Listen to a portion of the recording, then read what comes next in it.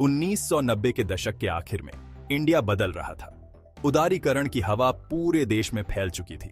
अपने साथ आर्थिक सुधारों का एक ऐसा दौर लेकर आई थी जिसने बाजारों को वैश्विक खिलाड़ियों के लिए खोल दिया था। देश एक नए युग के कगार पर था जो अपने नागरिकों के लिए विकास, समृद्धि और एक उज्जवल भविष्य का वादा करता था। हवा में अवसरों की गूंज थी। प्रत्याशा का भाव चारों ओर स्पष्ट था, मानो पूरा माहौल ही आने वाले समय की विद्युत क्षमता से भर गया हो। हर क्षेत्र के लोग इस पल को भुनाने के लिए, इस परिवर्तनकारी यात्रा का हिस्सा बनने के लिए उत्सुक थे। यह उत्साह कहीं और से ज्यादा बॉम्बे स्टॉक एक्सचेंज के फ्लोर पर दिखाई देता था। BSE, जैसा कि इसे आमतौर पर जाना जाता था, इस वित्तीय क्रांति का केंद्र था।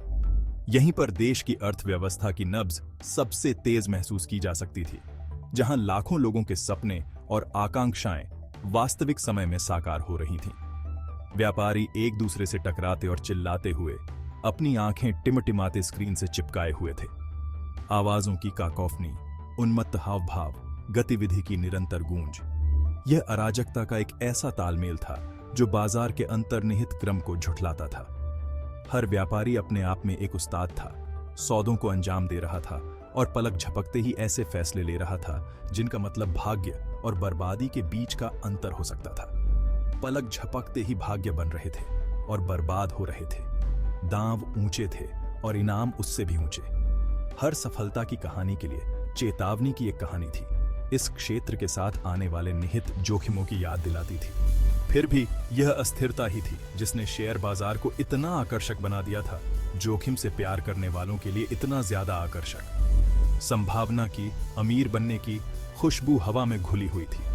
यह एक मोहक वादा था जिसने लोगों को अपनी ओर खींचा, एक मोहक आवाज जिसने अनकहे धन और किसी के भाग्य को बदलने के अवसर के बारे में बताया। शेयर बाजार का आकर्षण निर्विवाद था, जोखिम उठाने को तैयार लोगों के लिए आशा की किरण। यह सपनों का समय था, जोखिम का समय था, अवसरों से भरा समय था। ऐसा माहौल जहां उन लोगों की कहानियां फैली हुई थीं जिन्होंने बड़े सपने देखने की हिम्मत की थी, जिन्होंने साहसिक जोखिम उठाए थे और पुरस्कार प्राप्त किए थे। यह असीम आशावाद का दौर था जहां असंभव भी डोसिया गैमम लगता था और भविष्य एक ऐसा कैनवास था जिस पर पेंटिंग की जानी बाकी थी। इस उन्माद के बीच निवेशकों की एक नई नस्ल उभरी जो भारत के आर्थिक उछाल की लहर पर सवार होने के लिए उत्सुक थी। ये एक नए युग के प्रणेता थे, ऐसे व्यक्ति जिन्होंने बाजार में क्षमता देखी और अपनी पहचान बनाने के लिए दृढ़ थे। वे अलग अलग पृष्ठभूमि से आते थे, हर कोई अपने साथ अद्वितीय दृष्टिकोण और रणनीतियां लाता था। वे जल्दी अमीर बनने के वादे की ओर आकर्षित हुए, रातों रात करोड़पति बनने की कहानियों से प्रेरित हुए। शेयर बाजार में सोना उगाड़ने वालों की कहानियां किंवदंती का विषय थीं, जिसने अनगिनत अन्य लोगों को अपनी किस्मत आजमाने के लिए प्रेरित किया। यह ऐसा समय था जब धन और सफलता के सपने साकार होते दिखाई देते थे और शेयर बाजार उन्हें प्राप्त करने का द्वार था। शेयर बाजार, जो कभी अनुभवी निवेशकों का क्षेत्र हुआ करता था, अब सभी के लिए एक खेल का मैदान था, अनुभवी व्यापारियों से लेकर छोटे शहरों के सेवानिवृत्त लोगों तक। बाजार के लोकतांत्रिकरण का मतलब था कि थोड़ी सी पूंजी और बहुत अधिक महत्वाकांक्षा वाला कोई भी व्यक्ति व्यापार में हाथ आजमा सकता है। यह आकांक्षाओं का एक ऐसा मिश्रण था जहां पुराने लोग नए लोगों के साथ घुल मिल जाते थे और भाग्य और कौशल के सही मिश्रण से कोई भी भाग्य बना सकता था।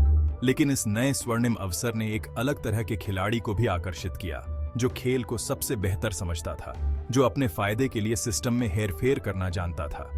ये थे बाजार के धोखेबाज, परछाई में काम करने वाले चेहरे जो पर्दे के पीछे से काम करते थे, अपनी सहूलियत के हिसाब से नियमों को मोड़ते और तोड़ते थे। वे शेयर बाजार का काला पक्ष थे, एक याद दिलाते थे कि जहां बड़ा अवसर होता है वहां बड़ा जोखिम भी होता है। पारेख बाजार की मनोविज्ञान को समझते थे। उनके पास ट्रेडिंग फ्लोर की नब्ज को पढ़ने की, निवेशकों की भावनाओं के उतार चढ़ाव को भांपने की अद्भुत क्षमता थी। ये लगभग ऐसा था जैसे वह बाजार के सामूहिक मनोदशा का अंदाजा लगा सकते थे इससे पहले कि वह मूर्त रूप ले। वह जानते थे कि डर और लालच दो भावनाएं थीं जो निवेशकों को प्रेरित करती थीं। मानव स्वभाव में गहराई से निहित ये मूल प्रवृत्ति अदृश्य हाथ थे जो बाजार को चलाते थे। पारेख के पास समय की गहरी समझ थी। वह ठीक से जानते थे कि कब बाजार में डर फैलेगा और कब लालच हावी होगा, और वह जानते थे कि उनका फायदा कैसे उठाना है। वह इन भावनाओं के साथ खेलने में माहिर थे, उनका इस्तेमाल अपने फायदे के लिए करते थे। वह तात्कालिकता की भावना पैदा कर सकते थे, चूकने का डर जो निवेशकों को आवेग में काम करने के लिए प्रेरित करेगा। वह सुरक्षा की भावना भी पैदा कर सकते थे, यह विश्वास की एक विशेष स्टॉक एक निश्चित शर्त है जिससे निवेशक अपना पैसा लगाते हैं। उन्होंने कम मूल्य वाले शेयरों के समूह की पहचान करके शुरुआत की, ऐसी कंपनियां जिनमें क्षमता थी लेकिन बड़े निवेशकों का ध्यान आकर्षित नहीं था। ये बाजार के छिपे हुए रत्न थे जिन्हें अनदेखा किया गया और कम करके आंका गया। परेख ने इन कंपनियों में क्षमता देखी, उन्हें बाजार के प्रिय बनाने का अवसर देखा। ये उनके उपकरण बन गए, बाजार में हेर फेर के खेल में उनकी पसंद के हथियार। वह इन शेयरों की बड़ी मात्रा में खरीद करते, चुपचाप और बिना ध्यान आकर्षित किए। फिर वह इन शेयरों के बारे में चर्चा पैदा करने के लिए अपने दलालों और विश्लेषकों के नेटवर्क का उपयोग करके बात फैलाना शुरू कर देते। केटन परेख, यह नाम खुद बाजार में हेरफेर का पर्याय बन गया। एक आधुनिक पाइड पाइपर जो निवेशकों का नेतृत्व करता था जहां भी वह चाहते थे। इस नाम ने टाटा या बिरला जैसा कोई खौफ पैदा नहीं किया। वह कोई जाना पहचाना नाम नहीं था, उद्योग जगत का कोई दिग्गज शख्स नहीं था जिसका नाम भारतीय व्यापार इतिहास के इतिहास में दर्ज हो। वह उद्योग जगत का दिग्गज शख्स नहीं था, उनके पास टाटा की विरासत या बिरला का साम्राज्य नहीं था, लेकिन शेयर ट्रेडिंग की दुनिया में वह एक ऐसी ताकत थे जिनसे इनकार नहीं किया जा सकता था।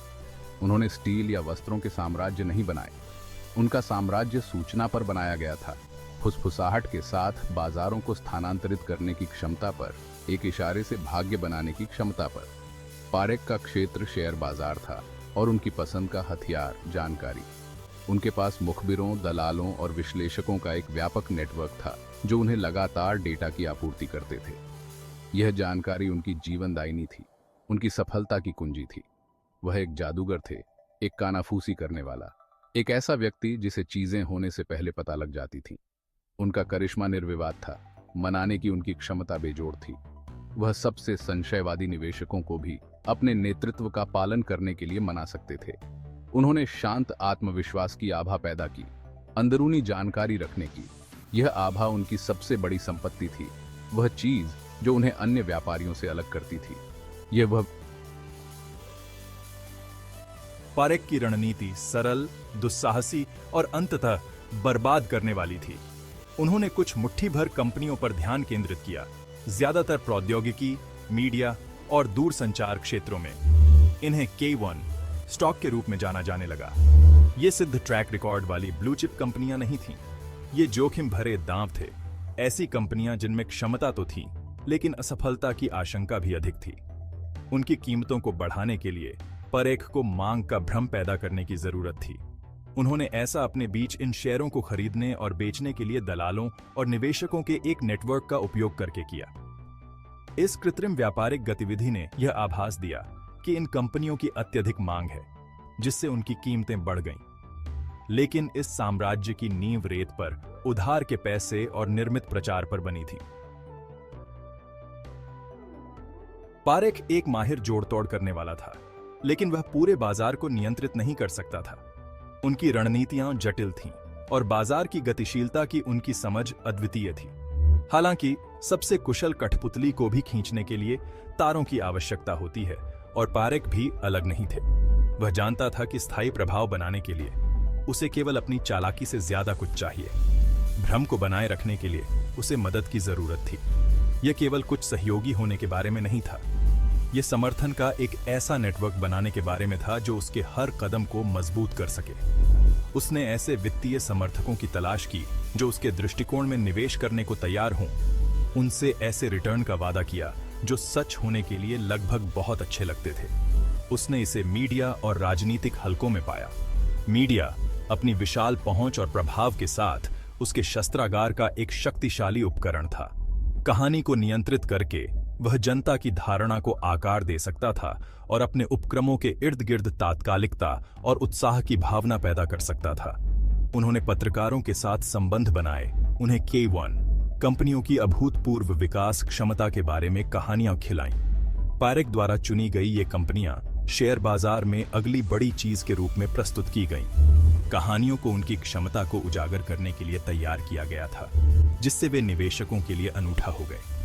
ये कहानियां जिन्हें अक्सर खुद पारेख द्वारा लगाया जाता था, एक ऐसी जनता द्वारा लपक ली जाती थी जो अगली बड़ी चीज के लिए भूखी थी। मीडिया ने अपनी भूमिका पूरी तरह से निभाई, एक ऐसी चर्चा पैदा की जिसे अनदेखा करना मुश्किल था। निवेशक चूकने के डर से प्रेरित होकर इन कंपनियों के शेयर खरीदने के लिए टूट पड़े, जिससे उनकी कीमत। उन्होंने प्रभावशाली राजनेताओं तक पहुंच हासिल करने के लिए अपने बढ़ते धन का भी इस्तेमाल किया। ये राजनेता, जो हमेशा वित्तीय सहायता की तलाश में रहते थे, खुद को पारेख के साथ जोड़ने के लिए तैयार थे। उनके अभियानों और उद्देश्यों के लिए उनके दान ने उन्हें न केवल पहुंच दिलाई बल्कि प्रभाव भी डाला। वह हाई प्रोफाइल पार्टियों और कार्यक्रमों में नियमित रूप से शामिल होने लगे, भारतीय समाज की मशहूर हस्तियों के साथ कंधे से कंधा मिलाकर चलते थे। ये समारोह केवल सामाजिक कार्यक्रमों से कहीं अधिक थे, वे पारेख के लिए नेटवर्क बनाने और अपनी स्थिति मजबूत करने के अवसर थे। इन आयोजनों में उनकी उपस्थिति ने उनके रहस्य को और बढ़ा दिया, जिससे वे जीवन से बड़े लगने लगे। सत्ता से इस निकटता ने उनकी अजेयता की आभा को और बढ़ा दिया, जिससे निवेशक उनके पैसे पर भरोसा करने के लिए तैयार हो गए। जितना अधिक उन्हें शक्तिशाली हस्तियों के साथ देखा जाता था, उतना ही अधिक विश्वसनीय वे दिखाई देते थे। यह एक सावधानी पूर्वक तैयार की गई छवि थी, जिसे आत्मविश्वास जगाने और निवेश को आकर्षित करने के लिए डिजाइन किया गया था। लेकिन सच्चाई यह थी कि पारेख एक विशाल पूंजी स्कीम चला रहा था। नए निवेशकों के पैसे का इस्तेमाल पुराने निवेशकों को भुगतान करने और भ्रम को जीवित रखने के लिए कर रहा था। पूरा ऑपरेशन धोखे की नींव पर बनाया गया था। जब तक नया पैसा आता रहा, यह योजना जारी रह सकती है, लेकिन सभी पूंजी योजनाओं की तरह यह अंततः ध्वस्त होने के लिए नियत था। इसके मद्देनजर वित्तीय बर्बादी का निशान छोड़ गया।